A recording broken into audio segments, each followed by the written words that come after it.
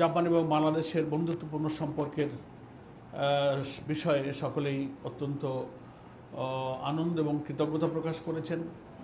দুই দেশের মধ্যে যে বন্ধুত্বপূর্ণ সম্পর্ক সেগুলো আলোচিত হয়েছে।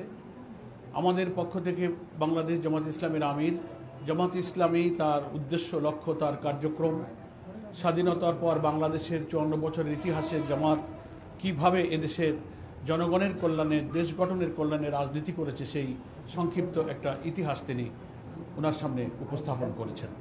বিগত ফ্যাসিবাদী আমলে শেখ হাসিনার সরকারের হাতে জামাত ইসলামের উপরে কি জুলুম, নির্যাতন, নিপীড়ন চলেছে।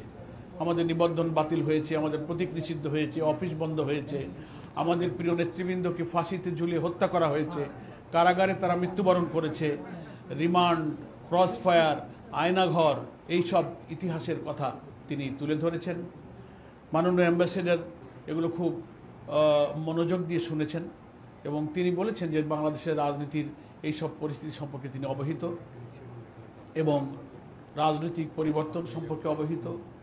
বাংলাদেশের একটি অবাধ এবং নিরপেক্ষ নির্বাচনের লক্ষ্যে যে সংস্কারের কার্যক্রম অব্যাহত আছে, ন্যাশনাল কনসেনসাস কমিশনের মাধ্যমে, ঐক্যমত্য কমিশনের মধ্য দিয়ে গুরুত্বপূর্ণ ইস্যুতে যে সংস্কারের উদ্যোগ সকল রাজনৈতিক দলের সহযোগিতা এগিয়ে যাচ্ছে সে সম্পর্কেও তিনি অবহিত এবং তিনি কিছু প্রশ্ন করে এসব বিষয়ে আমাদের সংবিধানের পরিবর্তন, সংস্কারের মেজর ইস্যুগুলো কিভাবে আমরা কার্যকর করব সেই সব উপায় এবং পথপন্থা সম্পর্কে তার আগ্রহ ব্যক্ত করেছেন। আমরা আমাদের দলীয় পলিসির ভিত্তিতে যে সমস্ত রিফর্ম প্রপোজাল গভর্নমেন্টকে দিয়েছি তার ভিত্তিতে আমরা তার জবাব দিয়েছি।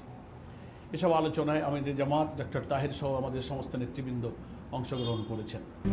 RICL TMX, যুগের পর যুগ স্থাপনা থাকে মজবুত।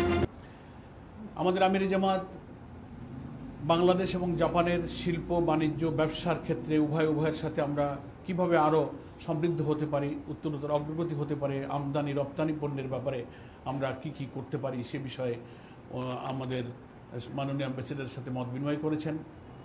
তিনিও বলেছেন শিল্প, বাণিজ্য, জাইকা, এগ্রিকালচার সেক্টর, নানান সেক্টরে আমাদের সম্ভাবনাময় বিনিয়োগের একটা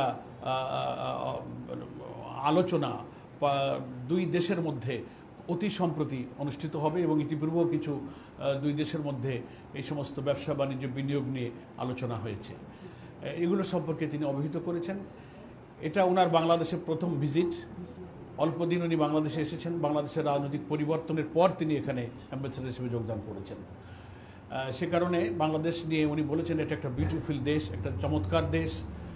এ ব্যাপারে উনি ওনার অত্যন্ত আগ্রহ এবং একটা ভালো অনুভূতি উনি আমাদের সামনে ব্যক্ত করেছেন। আমির জামাত ওনার মাধ্যমে জাপান সরকার এবং জাপানের জনগণকে ধন্যবাদ জানিয়েছেন। আমরা আশাবাদ ব্যক্ত করেছি যে সামনে উত্তরোত্তর বাংলাদেশ এবং জাপানের মধ্যে, ইভেন জামাত ইসলাম এবং জাপানের সঙ্গে বন্ধুত্বপূর্ণ ঘনিষ্ঠ সম্পর্ক সামনের দিকে উত্তরোত্তর